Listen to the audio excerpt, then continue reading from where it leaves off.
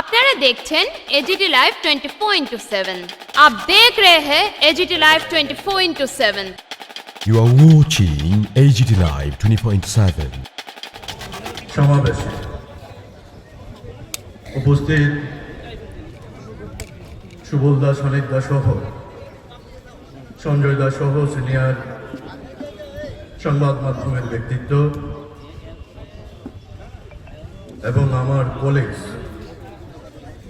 যারা রাজ্যের বিভিন্ন প্রান্তে সংবাদ সংগ্রহের কাজ নিষ্ঠা সহকারে করছেন। আসলে আমি আস্তে আস্তে শুনছিলাম এই মঞ্চে দাঁড়িয়ে কেউ কেউ বলছিলেন, শুধু বলছিলেন না, আমরা সবাই জানি এই জায়গায় মঞ্চ করে বিভিন্ন সময়ে রাজনৈতিক দলগুলোকে আমরা দেখি সভা সমাবেশ করার জন্য। দুর্ভাগ্যের হলেও সত্যি, আমরা যারা সংবাদ মাধ্যমে কাজ করি আমাদের এই সমাবেশ করতে হচ্ছে। আমাদের এই সমাবেশ করতে হচ্ছে এই কারণে, আমরা যারা সংবাদ মাধ্যমের সাথে যুক্ত আমরা মনে করি আমাদের নিরাপত্তা বিঘ্নিত হচ্ছে। আমরা মনে করি আমাদের যে দাবি দাবাগুলো আছে দীর্ঘদিন ধরে যেই দাবিগুলো পেন্ডিং করে রয়েছে, কখনো সরকারের দিক থেকে কিছু ইনিশিয়েটিভ নেওয়া হয়, আবার ফাইল চাপা পড়ে যায়। এই ধরনের দাবি দাবাগুলো পূরণ করা এবং সিকিউরিটি, এই বিষয় নিয়েই আমরা আজকে সমবেত হয়েছি। রাজ্যের বিভিন্ন প্রান্ত থেকে এসেছেন।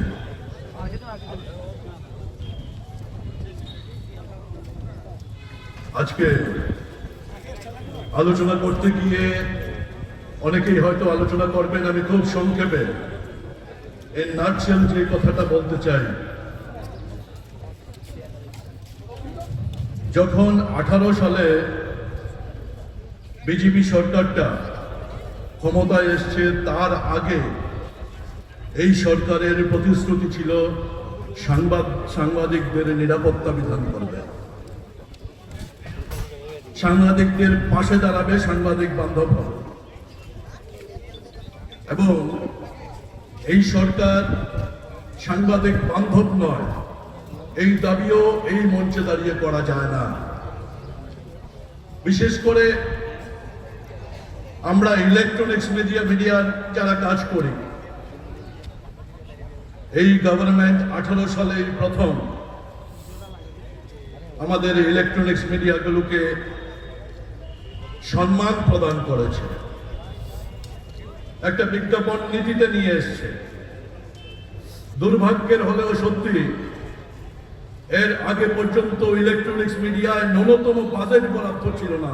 যতখানি বাজেট ছিল সেই বাজেটগুলো 1-2 মিডিয়ার মধ্যেই বণ্টিত হতো, বাকি সাধারণ মিডিয়ার মধ্যে এই বাজেটগুলো বণ্টিত হতো না। প্রথমবার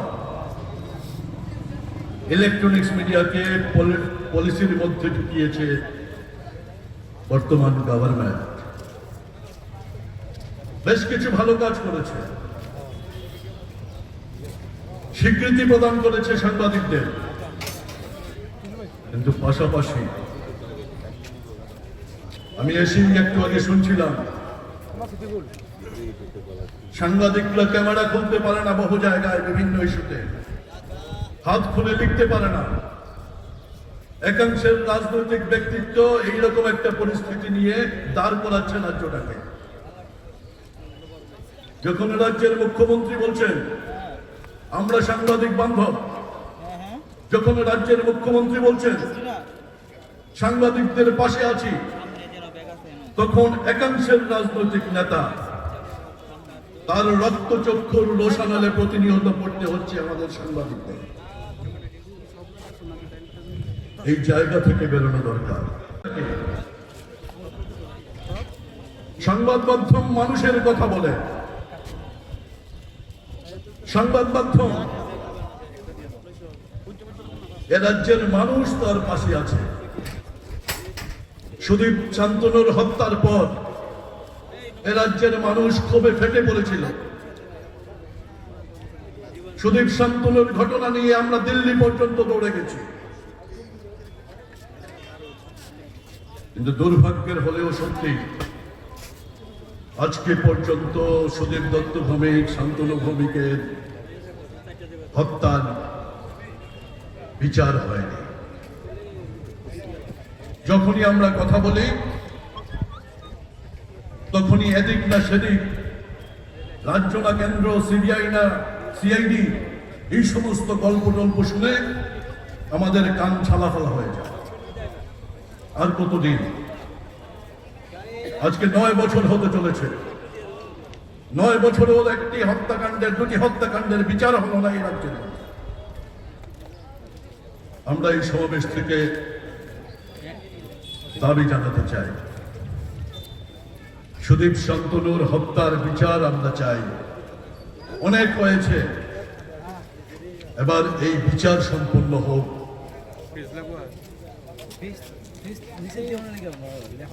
সাংবাদিকদের আবাসনের বিষয়,